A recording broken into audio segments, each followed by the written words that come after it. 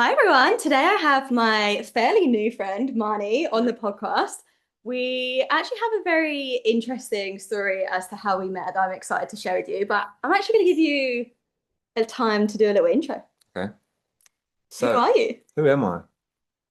I'm trying to get away from like labels and Yeah. titles and stuff like that. So who am I? I am hmm. Well, right now, let me just share this. So I'll just share where I'm born actually. We'll start from there and we'll flow. So I'm born and raised in Lower Hutt in Wellington. I'm very big on family. I have three older brothers and older sister, both mum and dad in my life, and some of my best memories was growing up with them. Um, Yeah, it's actually a hard question. Who am I? Like outside of all the titles and the labels that society and Matrix, I guess, has given me, I'm a free spirit. That's also a title in a way too. But I just am someone that loves to do things to the beat of my own drum and have fun. That's probably overall that's who I am. I'd say I'm a fun person. I'd say I'm a fun. Don't take life too seriously and embrace joy. That's who I am overall. And then all the other things, all the other masks kind of fall underneath. I love that. I actually read a book called The Untethered Soul by Michael Singer, and the very first chapter is called Who Are You? And it basically talks about labels, sharing that so often we're like, oh, I'm my job title, Mm. I am someone's partner, someone's daughter, and like we give all these labels, and then it's like, but you'd still be you if you didn't do that. Like if Mm. you quit your job, like you're still you. If you break up with your partner, like you're still you. Yeah. Um, yeah, which is like such an interesting concept. And it's something I Mm. teach on one of my programs as well, is like I ask people to describe who they are. And so many times we do give like Yeah, labels. yeah. And then it's coming back to like, oh, but if I couldn't give any labels, then what Mm. would I describe Yeah. myself as, or who am I? Mm. And it is like ever changing and evolving too. That was a hard question. Like I was genuinely stuck for a second because my, I don't know what it is, ego wanted to quickly attach to what I've done, my accomplishments, I love this podcast actually. His name's Hines, and he always says his Instagram bio and what he always says on his podcast is my credentials are in my spirit. Like he's won all these awards for his podcast and stuff like that, but he doesn't, that's not what brings his life value. Like it's his spirit and it's his soul that he says his credentials are in. So I'm like, I kind of like to adopt that same philosophy that I'm not all these labels that life has given me and that we like to believe in. So, um, yeah, I'm just this soul living in a human body, having this human experience. I don't think this is my first life here. I've been here. I feel people always say I'm only 26, like in this world, Yes. but people always say you're so old for or like mature for your age, and I'm like that's because my soul is not 26. This physical body is 26, but I feel like an old soul, and I just feel and see things differently. Well, not Yeah. even differently, but it's in my own unique way, as we all do. So, Yeah. So I was gonna say we're not even our bodies either. Like if you were to like lose a leg tomorrow, like we'd still be ourselves, you know. So I feel like it really is like the soul inside us that is yeah, who we are. And it's interesting, like even linked to past lives. So many do you believe in past lives? yeah, Yeah. Obviously if you're like an old soul. But yeah, like we could have been in multiple different bodies before, and we've probably had like multiple different mm, personalities as well in different lives, and you yeah, know, done some really good stuff. Everyone's probably done some really bad stuff as well, and that's mm, kind of just life. So me and Marnie were obviously supposed to meet, and it's so weird. Last year, one of my friends, Lucy, was watching your TikToks because Marnie posts loads of stuff online.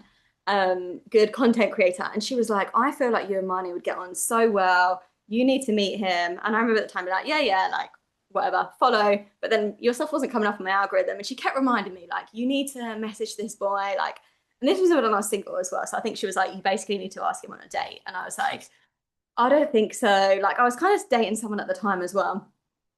Anyway, then it was like my last week in New Zealand before I was going home for the summer. And I went out for dinner at this place. Oh, what's it called? the one where we went to. Yeah. Oh, No, not where we went to, but where I met you. You oh, were regular roast. volunteering. Oh, okay. Everybody Everybody eats. eats, Yes, which everybody is eats. this really cool place where they like recycle food, use it up, and you basically go in there and you pay like a donation. And I remember as I walked in there, the sign at the bottom was like the basketball team are serving you tonight, and I was like, oh god, like I was like, you're gonna be there. And it was literally like the week before my friend had like told me for the third time, like, you really need to message Marnie. And I got up there and I saw you and I was like, oh God, the universe like is gonna make me come up and speak to you in real life, which is so much harder than messaging someone online. Yeah. But I was like, it's because you've like ignored all these little nudges. And I think as well because they weren't my nudges, they were like someone else's. Yeah. I think you don't like I wasn't acting on it.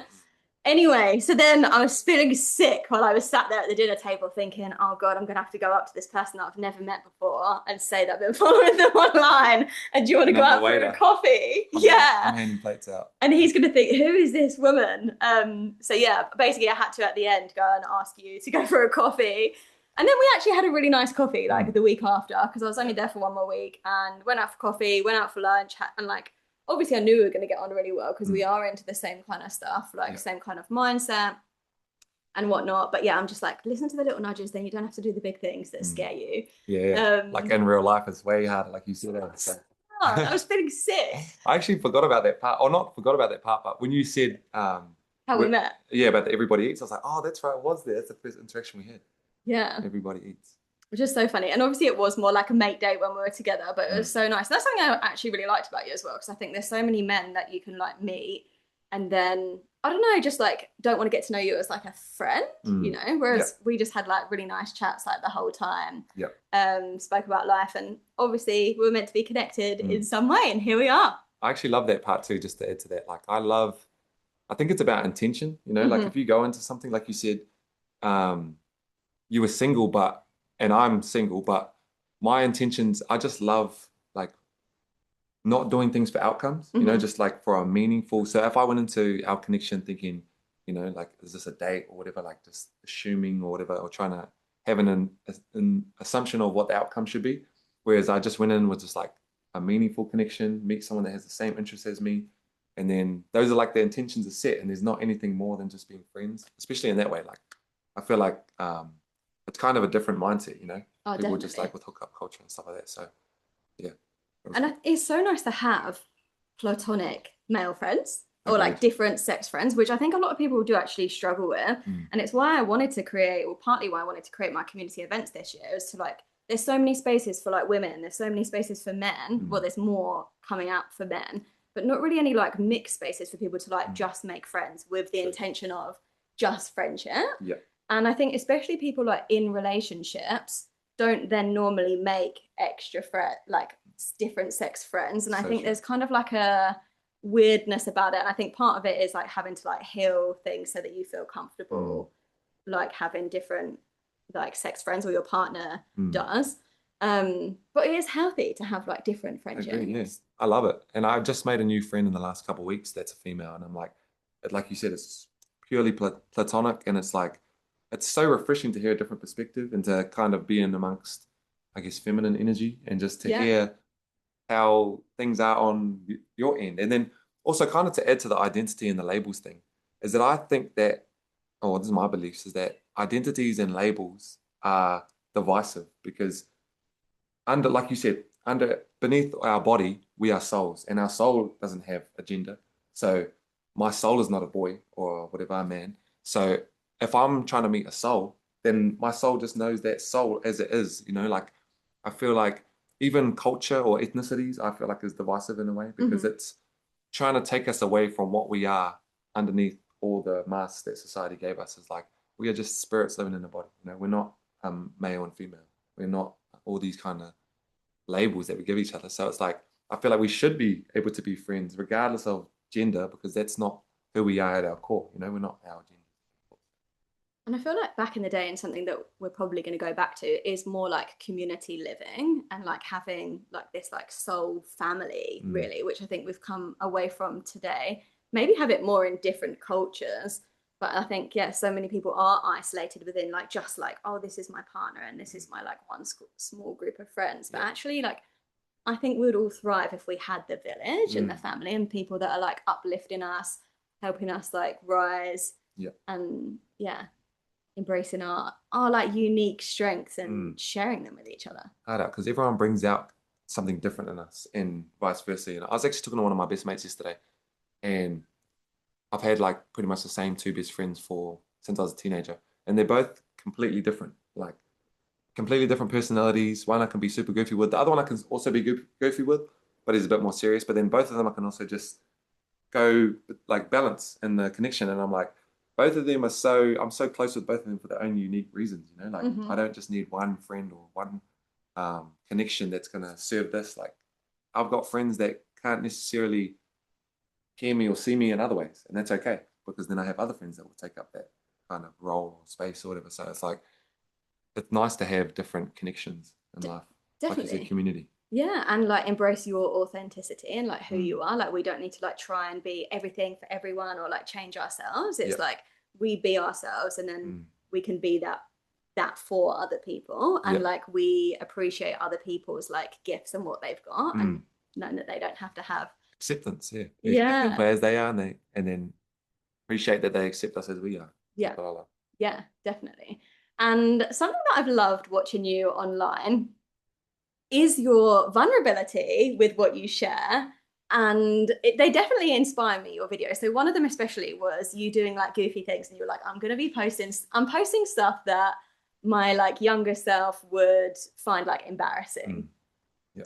And I personally, embarrassment is one thing that I've really avoided, Sure. like in my adulthood. Yeah. It's like I have noticed I'll do anything to avoid feeling Yeah. embarrassed. So this, when I saw yours, I was like, oh, right, I really want to start doing more things that embarrass me because I think once you start doing them, then those things don't embarrass you anymore either. So true, yeah.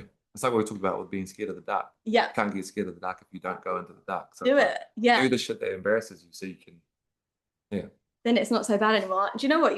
You actually inspired me. Firstly, I was thinking about this podcast when I saw that, and I was thinking, maybe this is going to be a space where I can talk about things that I'm embarrassed by to like Okay. just put it out there. Yep. And then firstly, I was like, right, I should probably message my boyfriend, telling him the things that embarrass me first before I put it on air. Yeah. Because I was like, oh, I feel like the people that I think, especially men, I think I've avoided embarrassment with. Like, I think I wouldn't really be embarrassed in front of women with I could talk about anything and I'd be fine. Like, I am pretty open, but Yeah. I don't know what it is, but like about men, I think it's probably like from childhood, my dad used to embarrass me, like not in like a negative, I want to say not in a negative way, like obviously not on purpose Yeah. or like with no bad intention, but like I think it just made me fear being like embarrassed in front of men. So I think yeah, it promoted an interesting conversation. I remember like messaging him, I was like, right, so here are all the things that embarrass me. It is its first time hearing a lot of them. Yeah.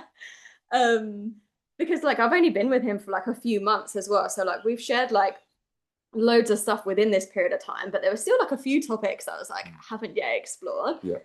So maybe before I dive into mine, what are you embarrassed by? Make me feel comfortable. So the first one that I'll put like hands down, this is the first video I did on my social media where I was like, fuck, I don't want to post this at all. Yeah. But dancing. Yeah. And it's kind of like what you said in regards to your dad embarrassing you, is that whenever I used to dance as a kid or growing up as a teenager or whatever, people always used to point out how stiff my hips were and say that I had no rhythm. They're like, loosen up a little bit or like move your shoulders or your hips, like you're so stiff. And then I just took those thoughts and ran with them and always associated my dancing with being no rhythm, being too stiff, move your hips.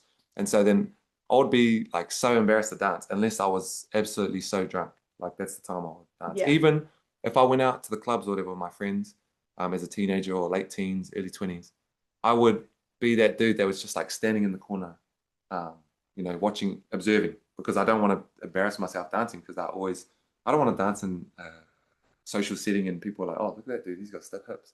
And then I thought, fuck it, who the hell is there's one way to dance? So then I don't know. And then now I feel like it's so the opposite. People are like, oh, you can dance. Or like, not that I'm a good dancer, but I just feel like I feel free when I'm dancing because I love dancing, you know, like, or just moving or singing. Like another video I did on my Instagram was of me singing. And I was like, I'm not a good singer, but I'm just going to do it because I fear this. And I was like, again, what I was saying off air, like I always used to be scared of the dark.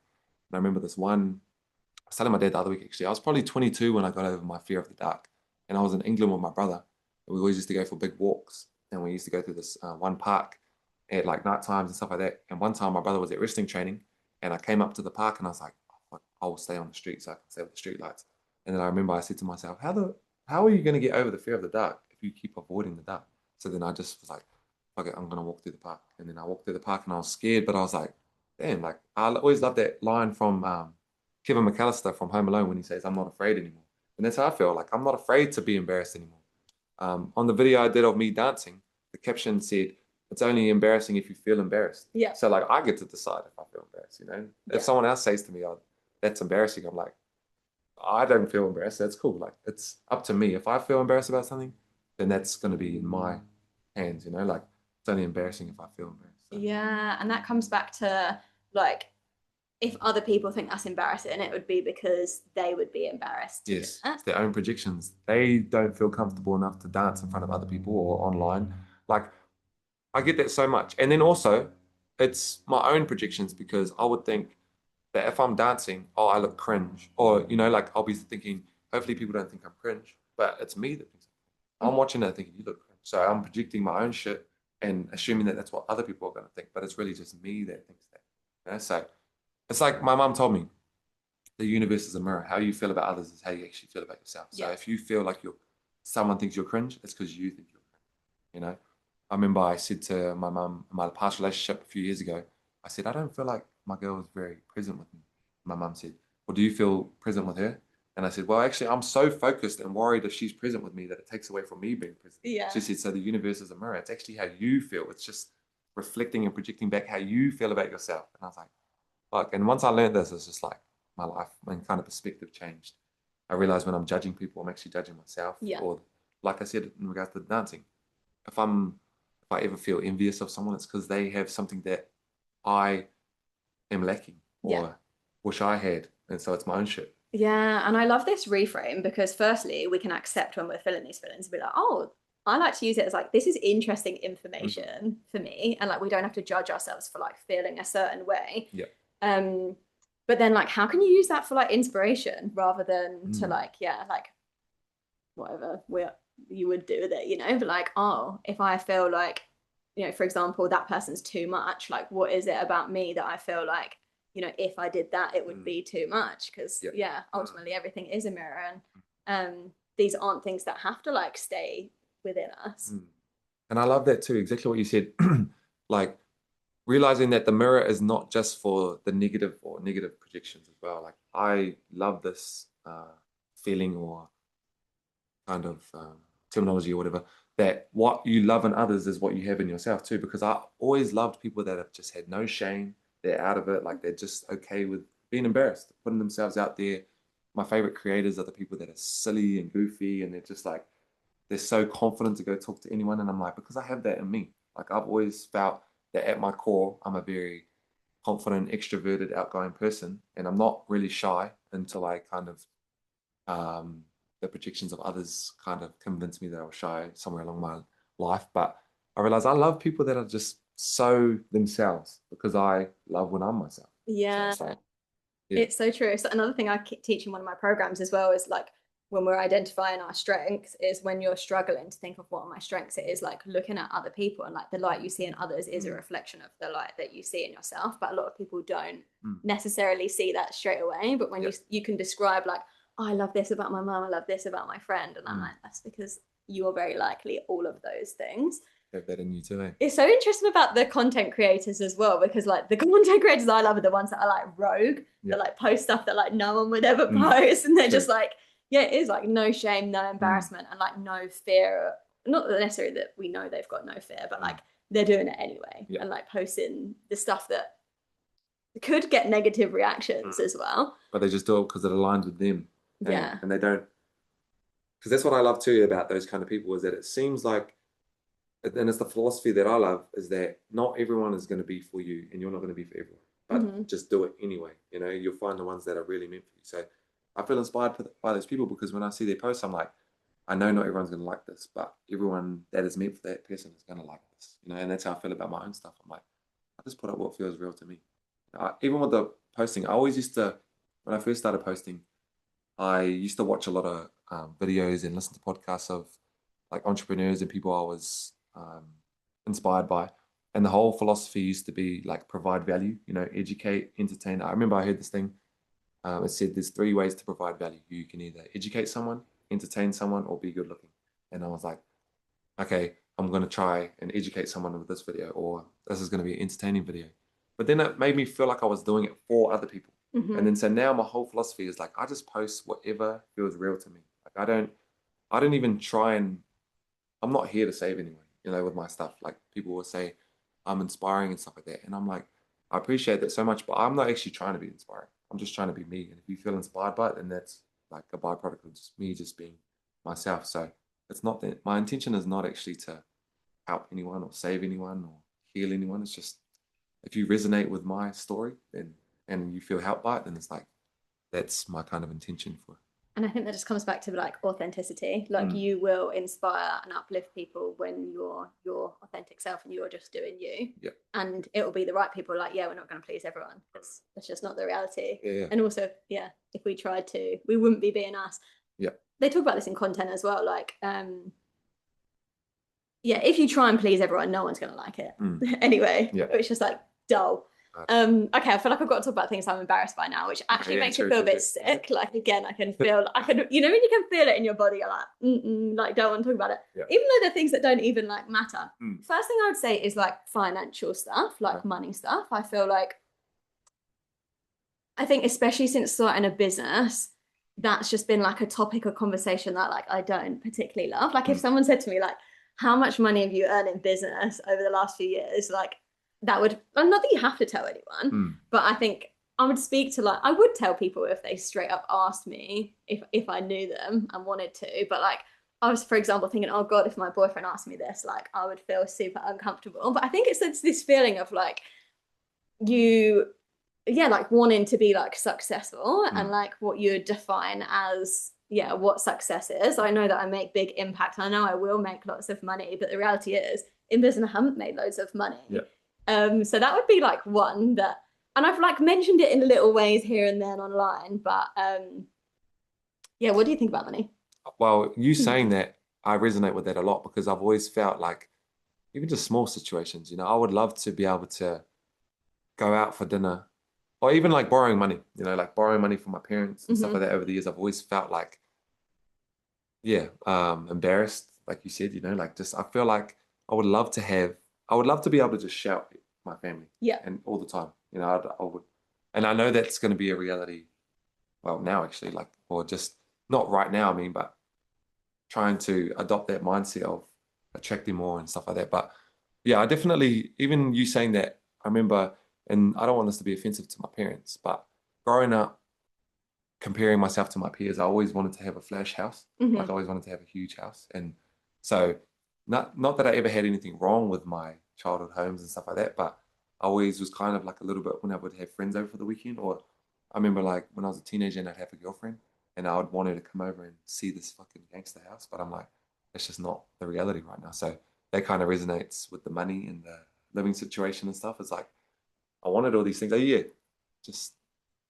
kind of feel the same as you. Yeah, I thought that at secondary school as well. A lot of my friends were really rich at secondary school. I went to like an all girls school, and like went to all their houses, and I was like, these are like massive. And I'm like, you know, like also I'm the same. Like I love my house at home, but it's not like super big mansion. I'm not like not bad either though. Like my houses are beautiful, but I remember them coming around for the first time thinking, oh, what are they going to think of my house? You know, because it's like a quarter of the size of theirs. But the thing is, like, they never cared either. Like, no one ever would. But I remember it is like thoughts that would cross your mind. Like, what are people gonna think? Especially as a young one too. Like you said, you're a teenager. Mine was teenagehood and childhood. So you're not so sure of yourself at those times, and you compare yourself to your peers. And maybe you'd go to a friend's house, and like you said, you grew up with friends that had big flash houses. So you'd compare just because you're a kid. It's just and we want to fit in. We want to fit in and we want to be liked. So like ultimately you'll kind of, when you're younger, I think mostly do anything to be those things. Okay, so money was one of them. I can think of like silly little things, like especially with men, I don't like, I don't know why I got thumbs up there, but I've always not liked, I don't know if failing is the word, but like even little things, like for example, like skimming stones, or any just like little thing, like I will do it, but I'll feel embarrassed if I'm not good at it. Right. Not being good at stuff I don't like, you know, like I'm happy to do, like I could do some gymnastics if I didn't have a broken leg or whatever. Anything I'm good at, I'd be happy with. But like doing stuff in front of people that I'm not good at would make me feel embarrassed too. Okay, Because that's I think valid. they'd be like, I don't even know what I'd think, but like Mm. I think I've always been a bit of a perfectionist and I Yeah. want people to think, oh yeah, you're Mm. amazing. Like you're a natural, you're good at everything. Yeah. Mm. I feel that. And maybe that's like being brought up as a bit of like a perfectionist and being, yeah, Yeah. wanting to always be like the top, that I felt like embarrassed when I'm not. Mm. For sure. That just reminds me of the other week I was at the driving range playing golf with one of my boys, and then I seen someone else that I knew, and then he was like, show me your shot," and I felt pressure because I don't play golf, so I'm not very good. Well, I'm getting better, but I felt the pressure. He was like him and his partner, and I just met his partner, so I wanted, like you said, I wanted them to think, oh, this guy can play golf, and Yeah. I did the worst shot ever, and then he was like, must have just been a bad day, and then I was just like, I really wanted them to think, just like. Yeah, so kind of the same. When I'm not good at something, I want people to think I'm natural because I feel like I am. I feel like I'm good at everything I do. And I always approach things with a bit of delusion, like that because I think it's necessary to be delusional. Yeah. It's like, I feel like I'm just good at everything. I feel like alchemist, I feel like everything I touch turns to gold. So, yeah. Yeah, love having those beliefs. But the reality is, yeah, we're not all going to be perfect with Yeah. everything. And that's actually fine. Mm. And I think, for example, if I was doing something with someone for the first time and they like messed it up, it would make me feel more comfortable. And like, I wouldn't think, oh, they're so bad. I'd be like, True. oh God, like now I don't have to Yep. be perfect Mm. either. So I think it gives other people like permission to like not be a perfectionist too. I was a bit embarrassed when I broke my 6 bones in my feet from doing skateboarding too, and especially because I'm not a skateboarder. And I was like, everyone I spoke to was like, "Oh, you must have been doing some trick," and I'm like, I literally was like, literally just like going down the road, like not doing anything. And again, I remember texting my boyfriend, being like, "Oh God, like now I've got to text him and tell him I've injured myself by skateboarding." Like, oh, this is embarrassing. Which obviously he didn't think it was embarrassing at all, but. And actually, like our connections got even better from that because, like, it's like I'm forced to be more vulnerable than what I normally am. Yeah. And like to get a really good reaction from that, it's like, oh wow, I like this person even more because of how they've reacted to me. Yeah. Other thing I want to talk about is, and this just makes me feel so uncomfortable even saying this, so that's why another reason I've got to say it. But is in relationships, I'm interested to hear a male perspective on this because I think they actually don't care. Going for a poo. What's that? At someone's house when you're in a relationship. Personally, yeah, I do. Yeah, I do but do you think feel about uncomfortable? it. Yeah. Even not even in a relationship, at a friend's house. Yeah. But yeah, in a relationship, yes. Yeah. Initially as well. I haven't even I've been in a relationship in a few years. But yeah, I'm also just like I just feel uncomfortable in a way going for a poo in a place that's not mine. And it's not a public place, Yeah. Yeah. I got a story actually. This might be why. I just thought about this. When I was maybe like 7, I stayed at my friend's house, E-Man. He was one of my childhood best friends. Yeah. And I remember I blocked the toilet, taking a poo. Taking a poo, I blocked the toilet, and his mum had to come in and just like I don't know what she did. It's dramatic. Yeah. So I actually forgot all about this until I thought, why do I think about this? And because I was embarrassed, she had to come in, she had to fucking, I don't know what she did, make some room, plunger or whatever. And I was just like, maybe that stuck with me is that, I mean, and also like the sound too. I don't want someone to be walking past the bathroom door and they hear like because it's a natural, like it's just a natural function. Yeah, exactly. Like it's the reality, and like it shouldn't be embarrassing. But like I would say, from when I was younger, like in a one of my first relationships when I was like 17 for like 5 years, I literally would like hold it in like the whole weekend, made myself feel so unwell. Yeah. It was like the worst thing ever. That I was like, why have I done this? I remember one time as well, I sat on his couch with his family and I fell asleep and I woke myself up because I farted. Like because I've been holding it in. And then I was so embarrassed by that, I just pretended to still be asleep when I wasn't. But I was like, these things shouldn't be, like, and I think, yeah, it should be like more normal. But I still something I find embarrassing today. Like, I did text it in my message to my boyfriend, but I was like, oh, the other day, the last day I spent in England before I moved over here, I spent the whole day at his house. Yeah. It was the first time I'd done that where I woke up and then I stayed there like till late, and I was like, oh God. I went to his yoga class in the morning. I was like, oh no, like I was nervous, But I was like, I can't do it. But yeah, luckily he went out, so it was fine. You found your little window. I find I start rushing too. Like, yeah, I like to get really in depth, but I like to just chill, not rush shit. But if I'm at someone else's place, I'm like, I'm trying to get over and done with. you Yeah. know? Yeah. I just want it to be, Imagine it didn't happen like this. yeah, Yeah. because I want to minimize time, the kind of margin of error, I guess, is like of someone knocking and then I Yeah. have to say, yo, I'm in here, or like some shit like that. Like, Yeah. so yeah, that's I feel crazy you. actually. Anyway, other than my even farts too, same shit. Yeah. Um, yeah, stay when I was first in a relationship, stay at her house and then yeah, not want to fart, so then you got sore stomach. These are the real combos. They are. And I was like, do you know what? I know so many people are going to resonate with this Yeah. because it's just like the stuff that we don't talk about, but the stuff like we all know, like majority of us feel embarrassed about like the same stuff. Yeah. Okay, so now I've outed it. Anything else come to the top of your head that feels embarrassing? You saying your ones definitely resonates with me too. Um, re kind of like the similar story with the dark. I've been putting myself in more situations to feel like rejected, just like little shit. I've been when I go for runs, I high five people, and sometimes people don't high five back, and that's a small Yeah. example of rejection therapy. So I guess a little bit of rejection in a way is felt embarrassing, like, Hmm. or actually the fear of putting myself in those situations to be rejected. Say, for example, if there was like a girl that I wanted to talk to, and I would feel embarrassed if I had friends with me or whatever. I would rather be by myself because Yeah. I know my friends are gonna give me shit or whatever like that. So kind of like being rejected in front of others Yeah. in a way. I would Yeah. rather be rejected by Oh my God. myself. Yeah. Yeah. I can deal with it. You Yeah, know, yeah, like yeah, it's not exactly. actually the rejection that you're bothered by. Mm. It's like The the, reaction from the yeah. rejection. Yeah. So yeah, because I don't really mind rejection. Well, I'm getting better at it anyway. Yeah. So like you said, it's not the rejection itself, it's the aftermath or whatever. Because at the end of the day, like rejection is only redirection to like Mm. something better, and we're only going to get rejected by the people and the opportunities that are not meant for us. Mm. That's what I True. tell myself anyway. No, I love that too. I live by that stuff too. I'm like, when shit doesn't work out, I'm like, wasn't meant for me. No, it wasn't. Even on in a smaller scale, if I drop a drink, I'm like, maybe that drink had some shit in it that was gonna make me sick or something like that. Like, I just I know do the same. what's meant for me will never miss me, and what misses me was never meant. Yeah, love it. I'd love to hear what have been some of your biggest challenges in life?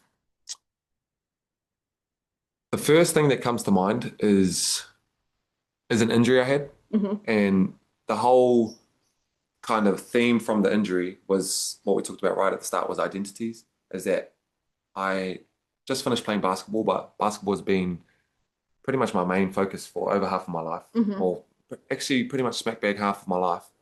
And I got injured in 2019. And I would say this at the start was the most pivotal moment of my life. Is I took 2 years off basketball, like to have surgery, to rehab, it was ACL reconstruction. And I just put my whole identity into being a basketball player, and that's what I wanted people to know me as. Yeah. It made me feel good. It made me, and I'm also mean it made me feel good that other people saw me as an athlete, and that Hmm. I got to tell people, yeah, I play sport professionally, I play basketball professionally, and so I'm an athlete and stuff like that. And so that being stripped away, like I say, that's a challenge, but it actually ended up being the hugest blessing because now that I've stepped away from basketball, I've already done this before. I've already taken my identity, like since I came back from injury in 2021. Yes, I've had lapses of putting my identity into it, but overall, I know that there's so much more to my life than basketball, and there's so many other avenues that are working for me. So I'll say the biggest challenge at that point was yeah, getting injured and then dealing with who am I now that I'm not playing basketball. And then the other thing is I want to be broad and say my childhood, but Hmm. I would put my finger more on my relationship with my dad growing up. That shaped a lot of who I am now and still a lot of my work on is I always wanted to just be enough for my dad, Hmm. growing up. Like that was he got me into basketball and I always wanted to him to think I was a good player. Like honestly, it's so crazy. I was talking to my friend about this. I was last Saturday, and I said to her, I still played basketball. Like I would still have thoughts now as a 25-year-old. I just finished the last season where I would have a great game or a bad game, and my first thought, or pretty much most games, and one of my first thoughts getting back to the locker room was, I wonder how my dad thought I played. Like as a full-grown 25-year-old adult or whatever, I still have those thoughts. And then as a young one, I used to let those thoughts get to me, like my dad's angry, blah blah blah. And then now I kind of like we talked about off air, is that we we don't always get over triggers. We just find better ways to cope with them. So I still have those thoughts, but I am now better at reminding my 15-year-old self who was scared of my dad's reaction to my bad game or whatever. Now I remind him, actually, it's okay. You don't have to play the game for him. Like, yeah, and that's why this year of basketball was my most enjoyable because I just played freely. I didn't play with any outcomes. I wasn't trying to score this amount of points or even really win or lose. I was just trying to have fun. That was my main focus in the last, I'd say, 18 months is just to prioritize joy. And then when I prioritize joy, it takes away from the outcomes of did I have a good game? Is my dad happy? Is he going to be impressed by how I played? And I just played basketball because it was a sport that brings me joy. And yeah, but a big challenge, huge challenge, especially my teenage years, was my relationship with my dad. Yeah, and it comes back to like intention again, like the intention that you play basketball then has like the ripple effect of how much you enjoy it. Yeah. But I do believe that our challenges are our biggest portals for growth. And I'm interested now, not that I'm going to know the answer, but like, have you looked into like some of your astrology and human design? Because it may be that like one of the kind of like lessons that you're here for could be to do with like family and like roots. Yeah, it would be interesting to know. Well, I definitely, not even on the astrology level, but I definitely know that I was put here to be the one in my family to break some things, or not even break, but change some things. Yeah. You know, even just I feel like even the fact that I have three older brothers and two of them have kids, and I get to see how they parent and then remembering my childhood, how I was parented, and just take little gems from, okay, I love that my brother does that. And also, he's obviously, they're humans, so they're not perfect. I don't like that he does that. I don't like that he talks to his son that way. So being the youngest and having these people to look up to, I'm like, okay, I can change that. And having that awareness, you know, like I would say self-awareness is one of my greatest strengths because I like asking questions about why do I feel this way? Why am I this way? And that helps me understand myself better and helps me understand my upbringing better. And just like, I remember I had this conversation with my dad about asking him what my granddad was like when my dad was a kid. And my dad told me some things that I thought my dad was to me. So I'm like, okay. So that carried on. And who knows if my great grandfather was like that with my granddad and then so forth. So I was like, and then now I'm here. I was put in here for a purpose in this exact spot in the lineage or whatever to change some of these things. So I'm like, yeah. That's why I feel so divinely protected, supported, and guided because I know that this lifetime right here comes with a big, not even like in a pressure way, responsibility, but I know that my angels and my ancestors are like, he's the one. I always think that, and I think we should all have these thoughts in a way, is I always think that I'm the person, I'm the soul, the spirit that my tupuna, my ancestors prayed about and sung about and chanted about. They prayed for me to be here. So I think very highly of myself in that regard that and it's not to say that my other family members aren't, but I feel like because I know everyone brings their own unique goodness and positivity and stuff, but I feel like a lot in my family or just in my whole kind of life that I was the chosen one. And I love you sharing this as well because I think some people would struggle to say this, but I think I also grew up knowing like there was something different and special about me that not everyone had. And again, not to put anyone else down, like everyone does have their strengths and their unique gifts. And I know also one of mine is to help people find their unique strengths and gifts in this world. But yeah, I did grow up thinking like I'm special. You know, there's a unique like purpose that only I can fulfill here in this lifetime. And I want other people to start like getting comfortable being like, oh yeah, like I can actually like talk about myself like that too, you know, like and like truly like love yourself and like for who you really are. Because some like people think it's like boasting and it's not. Yeah, so true. And especially in New Zealand culture, I actually had this great conversation. Sorry to cut you off. No, you go.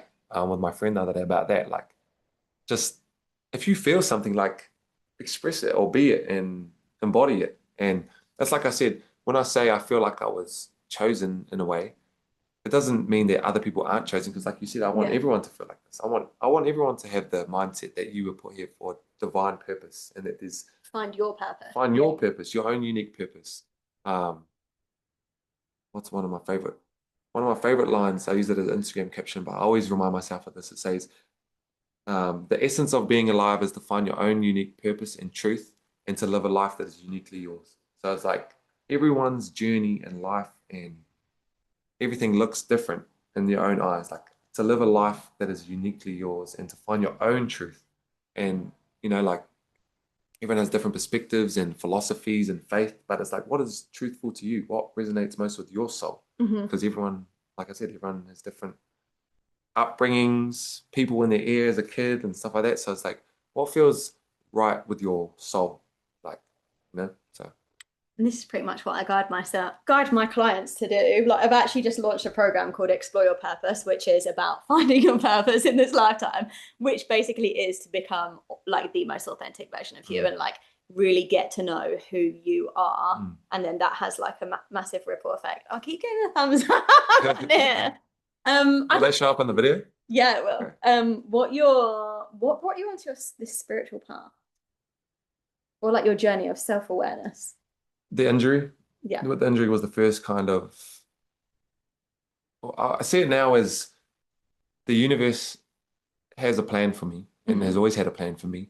And it needed to shake my world up for me to kind of redirect me. Like you said, rejection is redirection. I felt rejected when I got injured, but it was redirecting me into this path because I do struggle to answer this question sometimes because I'm like, I don't know what exactly.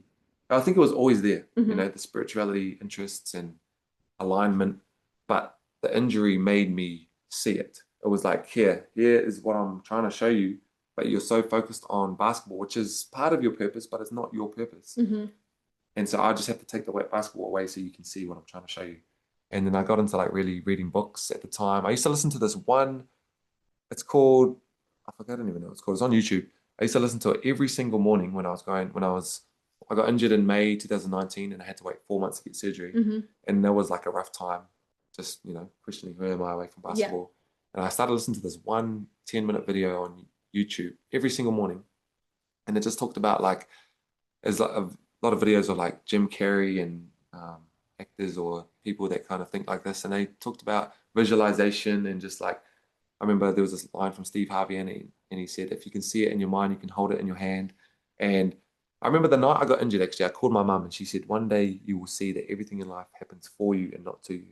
And I've used these words so many times over the years, but I feel like in the last couple of years, I've really had so much conviction and faith that that is true. Like when my mum told me that and I just got injured, I was like, okay, it's all happening for me. But I didn't believe it. I would use those words, but I wouldn't fully embody it and have conviction in those words that it means something. So that injury kind of steered me on the path or like redirected my path to go that way. But I feel like it was always within me. Like I said, very similar to you when I was a kid, I always just felt like I was put here for something special and special in my own way. And then also I had a reading in 2020 for my 21st birthday. And he's like an uncle to me now through the reading. And he said to me, what do you think your purpose is in life? Like, what were you put here to do? And I said to him, I really want to play basketball professionally all around the world. I want to travel to countries and play basketball. And then he was like, yeah, like that is part of your purpose, but it's not why you were put here. And then I had the answer straight away because I said to him, well, actually, I want to play basketball and travel around the world and create a platform for myself to be a voice for others and use basketball as that platform, like to be, because like I said before, I thought that I was put here to help people. So I thought basketball was going to give me a platform so I could help people. But really, it's helped me help myself and it's helped me to find who I am at my core. And then without the intention of trying to save others or trying to help others, I've just put the intention into trying to save the young version of myself. Not even save, he doesn't need saving. He's not lost. He's just he's on his own journey. But I feel like my purpose in that way, what I found from that was that basketball gave me a platform for maybe people to know me or to whatever, and then to help me help myself, which will in return help other people. So love it. I also do think that we can have different purposes at different phases and times of our lives, or we can have multiple purposes. Like a lot of people, like if you're a mum, then there's a phase of your life where like raising your children is going to probably be one of your main purposes. And I also think we are always training for our purpose. So even the people who are like, I don't even know what my purpose is, it's like, look at your timeline of what's happened in your life so far, because the highs and the lows and everything that you've been through, like even like who you've met, like what schools you've been to, that's all training for like what you're here to do. Like I really do believe like we're all divinely guided. And even me, like I went to a Catholic primary school, like that introduced me to like spirituality early on in life. Then I went to an all-girls school for secondary school, and then like being with women and like holding space for women has been like a big part of like my journey too. So I'm like, oh, everything just like makes sense. As well as the biggest challenges for me, it was burnout. Like that was what supported me to like find balance, learn about feminine energy. And then I was like, wow, everyone needs to know about this. And then led me to finding my purpose. And then I was like, right, I need to support other people to find their purpose now. So it really is like, yeah, our challenges that normally can help us help other people. Yeah. So true. Okay, I'd love to finish up with any advice that you would like to give for people listening. Okay, wait, can I add one more thing to the Yeah. challenges part? I just thought about this in regards to wanting to be enough for my dad. Is I feel like a big, and this is why I love making videos and putting myself out there, is because of what stemmed from wanting to be enough for my dad and impress my dad, then showed up as people pleasing for people other than my dad too. Yeah. And so I always wanted to, I've always been, I don't even want to put these words out there. At times it's been challenging navigating judgment from others and feeling like people are going to judge me for doing this. And that's because I always wanted to please people, because I always wanted to please my dad. So a big challenge of mine has been not fearing judgment. And it's so much easier said than done. Like people always say, oh, you shouldn't care what people think. I'm like, yeah, true. Imagine if it was that easy. Yeah. And no one ever thought about what people thought ever again. But like we said about the dark, sometimes my intention for putting up a post is to want to feel judged. Like I'm like, not hopefully people judge me, but kind of in a way like, I know that this is something worth judging and I'm okay with it, because I was so scared as a kid and teenager and even early 20s, even a couple of years ago, so scared to be judged that I would avoid it at all costs. Whereas now I'm like, I don't mind being judged. Like it's that reminder that like I can handle it. Even if this did happen, I can handle it. I don't. Yeah. And just having the faith that you're actually going to be okay. Yeah. I was worried, and I still am to some degree as well, that I'm going to get some hate online. And one time I posted a thread and I got 55 hate messages. And I was like, oh, interesting. It was about periods. And I did end up deleting it because I was just like, I actually don't want this hate, this energy like coming at me. But I was like, oh, it actually wasn't too bad, like in the way of I didn't feel like a personal attack. And I was like, I can actually handle this. If someone gives me hate, like it is a reflection of them and I've triggered them in some way. Like obviously I would never intend to trigger someone in a negative way. But if what I say, it's triggering something that needs healing within people, or they're hearing something they potentially didn't want to hear. And like that actually could lead them on a really positive journey. But actually their reaction to it is not my problem. Yeah, so true. And to add to that, like I've always believed, like, because people always say, how do you deal with hate messages? And I'm like, by giving them love and like having some empathy for them, because obviously they're in a rough place. If they're sending you, and again, it's a projection of how they feel. So I always wish people, I hope you have a great day. I genuinely hope. And because part of me always used to want to troll people too. I always used to think, oh, I want to troll this hater. Like, I just want to, I don't know, again, make them feel weird or whatever. And then I thought, no, this person is hurt. Like, hurt people, you know? Like, hating people ain't happy and happy people ain't hating. So I genuinely wish them the best. And I will say something like, if you need to message me, let's fucking just have a talk or some shit. Like, if you've got, and that kind of, it probably makes them, well, actually, I don't know, because I'm not speaking for other people, but it could potentially make them aware of that, okay, maybe this person is right. Maybe an example of this is I never enjoy, and I've never been someone that talks shit about other basketball players. And I found that at times, and during this season, when my confidence was low, I was talking shit about other players. Like, hey, that guy's not even good. And that showed me that, okay, there's something wrong with me right now, or there's something that I'm not addressing with my own self, because I don't usually do this. So by me kind of showing empathy and love to someone that's hating, maybe that will make them think, okay, this dude actually sees that I'm not in a good place or whatever, and they might see that for themselves. So it's the end of that. Hurt people is healed people heal others too. Love it. Yeah. Love that. Any final pieces of advice you'd like to share? This is actually a theme of my life at the moment, is I realize I don't really like giving advice, because and this is what I realized that is that um, I wasn't always the best at taking advice from others growing up, because growing up, advice often came with like verbal abuse or belittlement.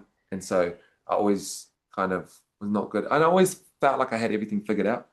Or not figured out, but like, I know, you don't need to give me the advice. So Yeah. I've always struggled to give advice too, because I'm like, I don't like telling people what to do. I just like embodying it. And if you want to do that too, like in my videos, I'll do all the things like swim in the ocean every day and sauna and stuff, but I don't say you should swim in the ocean. Yeah. I'll share how it makes me feel and how it's good, but I'm like, I'm not trying to give advice. Oh, someone said to me the other day, I started reading books because of you.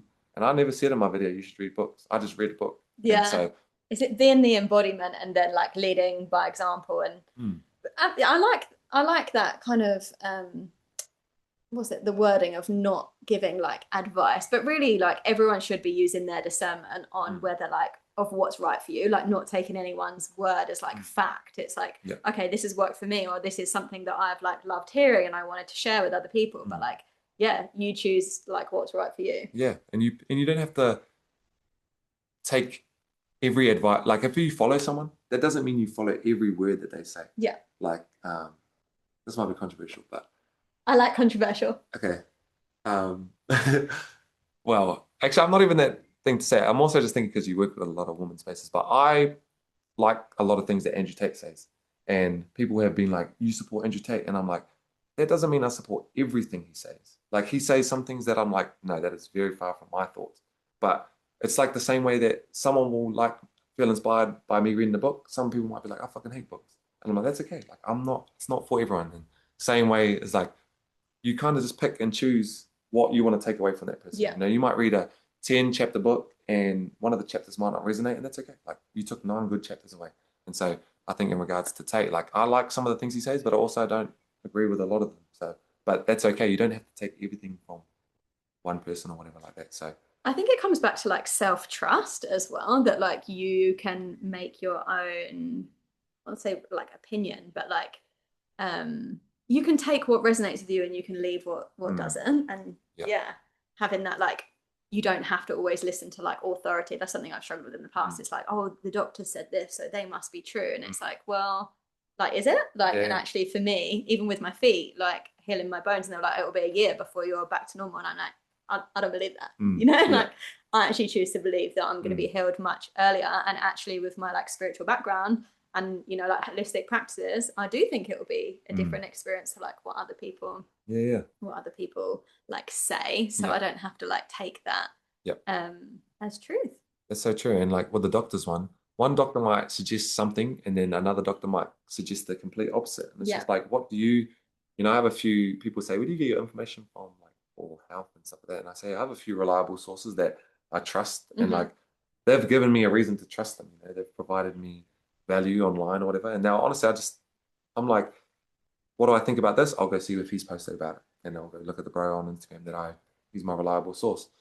And the most reliable source is like our internal knowing as well. It's like your reaction to what you see. So if you go to one of those doctors and they tell you something, your bodily like reaction or like gut feeling to that also tells you something. Yeah, so true. And the intuition to add to that as well. Like a few years ago when we were going through the whole pandemic stuff, I chose to stay true to my values in a certain way. And people will be like, what is your source? Like, where do you get your information from? And I'm like, it's honestly just my intuition just is telling me and speaking to me. Like, it just doesn't feel right. You know, like people are like, but the doctors are saying this and the scientists. And I'm like, science isn't the one inside me and just like brushing me into this direction or whatever. Like, that's when I really learned to trust myself, like during that whole time, because in my close circle, I was probably the only one that had these views and values and stuff like that. And so it was easy to be persuaded to do what other people wanted. But I just really had so much conviction and trust in myself. And that really taught me to back myself. And then now that still shows up in my life. And I'm like, I'm better at backing myself now because of those times. So it's like, yeah, I remember one of my boys actually asked, he messaged me and he said, what is your source? And I said, my intuition. Like, that's just all I said because it's like, that is my source. Yeah, and confidence to like be you and share your truth too. Yeah. Like what's right for you is not going to be right for me. I just trust what is speaking to me internally.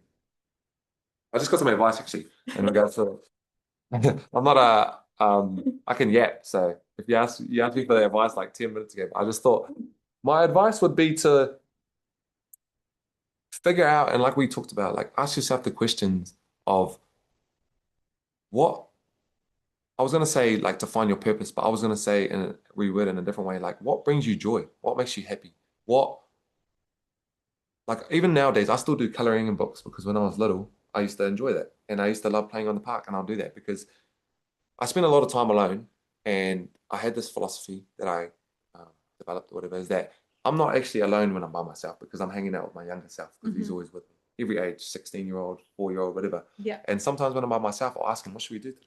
And then whatever he comes up with, or maybe he wants to go for a bushwalk. That's what he loves to do. Feed the ducks, whatever the fuck he wants to do. And I'll do that because I'm like, that brings me joy. That brings him joy. So my big emphasis is just to these words that my mum told me, and this is how I said this year was the most enjoyable basketball season because I prioritized joy. It said, follow your highest passion and your highest joy to the best of your ability and with the most enthusiasm, with no insistence or assumption on what the outcome should be. You just do it because it's fun. And so that will be my advice, is just to have fun. Like it's so people say it all the time, enjoy yourself, have fun. But what actually really makes you like I love the process of like because I would say right now a lot of my theme is doing my videos online and I love it. It brings me so much joy. I have so much fun doing it, the editing, the videoing, the getting creative. It gets my creative spirit because it's like it aligns with my intention of having fun. So I'm like, I would say to prioritize fun and find what makes you enthusiastic and joyful and follow that without any assumptions. We're not trying to oh, I want to get this outcome of doing it, but just doing it because it's fun. And then you'll fall into alignment with all the outcomes that are meant for you. I mean, I totally agree. It's one of the modules in my program, Extreme Purpose. I think I'll just put here to promote the next program. He doesn't even know about it, but you're doing it for me. But yeah, it is like follow what lights you up. Yeah. Like, and look at the things that you love and do that. It's going to raise your vibration and it's going to lead you where you're supposed to be going. Yeah. So yes, love this. And I've loved having you on the pod. I've loved being on here. It's been a great chat. Yeah. It's been really cool.